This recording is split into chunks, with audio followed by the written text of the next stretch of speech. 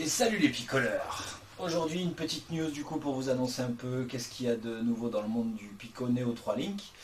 Donc au programme, trois petits jeux qui sont sortis supplémentaires, donc ce qui est plutôt encourageant pour le développement du store. Ensuite on a la fameuse mise à jour qui était tant attendue pour les premiers bugs repérés, qui est sortie le 12 juin.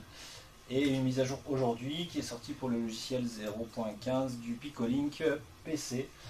Donc on va regarder tout ça. Et Walkabout Mini Golf, on va commencer par ça, qui est ressorti sur le store. Mais cette fois c'est plus la version chinoise, vous savez, avec les lettres. Et cette fois il est bien crossplay avec le Quest. Donc on peut bien jouer avec des personnes qui ont Walkabout Mini Golf sur le Quest. Ça c'est une super nouvelle. Ensuite pour les trois petits jeux, du coup on a Stripe qui est sorti, que vous connaissez peut-être si vous avez déjà le Quest.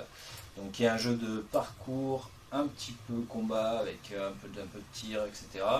Trois modes de jeu, le multijoueur est dispo. J'ai pas encore testé s'il est crossplay ou non. Mais en tout cas c'est un très bon jeu, un peu à la Mirror's Edge pour ceux qui connaissent.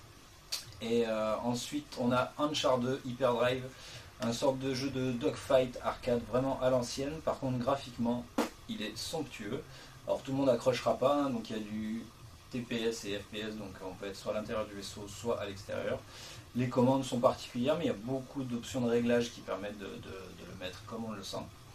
Et ouais, par contre graphiquement, voilà, ce genre de jeu tout le monde n'accrochera pas, mais graphiquement c'est une petite bombe, mine de rien.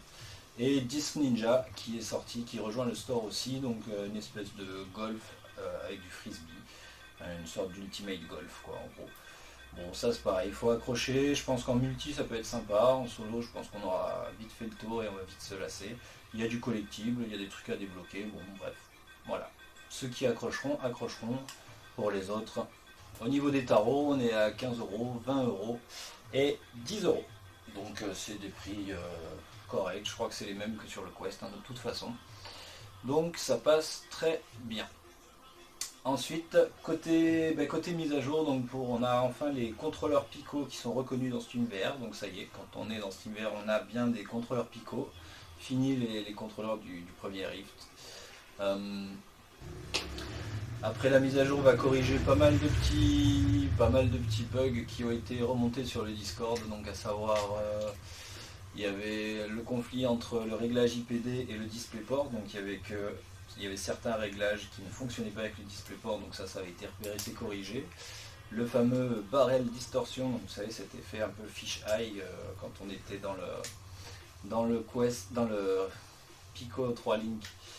Ça normalement c'est résolu. A priori il y a encore quelques problèmes chez certaines personnes, donc on va attendre un petit peu avant de voir. Et puis des soucis de drift du joystick aussi, des manettes dans certains jeux, des crashs, des choses comme ça, donc ça qui ont été corrigés. Et le fameux performance, comment ils appellent ça, performance and stability, donc ça voilà, on a toutes les mises à jour sur tous les casques, donc ça fait du bien d'avoir toujours des petites mises à jour. Il y en aura d'autres, de toute façon il ne faut pas oublier que le casque est encore en bêta, donc c'est vraiment une phase de test très encourageante pour l'instant, franchement, de ce qu'on en a vu, de ce que j'en vois. Après moi malheureusement je ne peux pas faire de retour sur les bugs, dans la mesure où j'en ai pas.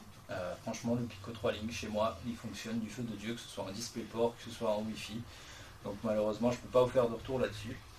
Et après côté petites infos à l'arrache, il y avait aussi deux applis en plus des trois sorties, Africa TV et Idoga, donc qui sont une sorte de Twitch, donc chinois.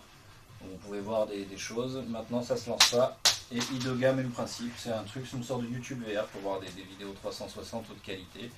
Par contre les vidéos ne se lancent pas, donc je ne peux pas vous faire de retour là-dessus. Voilà un petit peu pour les news du moment, je ne vais pas faire plus long. Le but c'est de rester surtout très court, de vous informer rapidement, et puis j'essaierai de faire ça de temps en temps.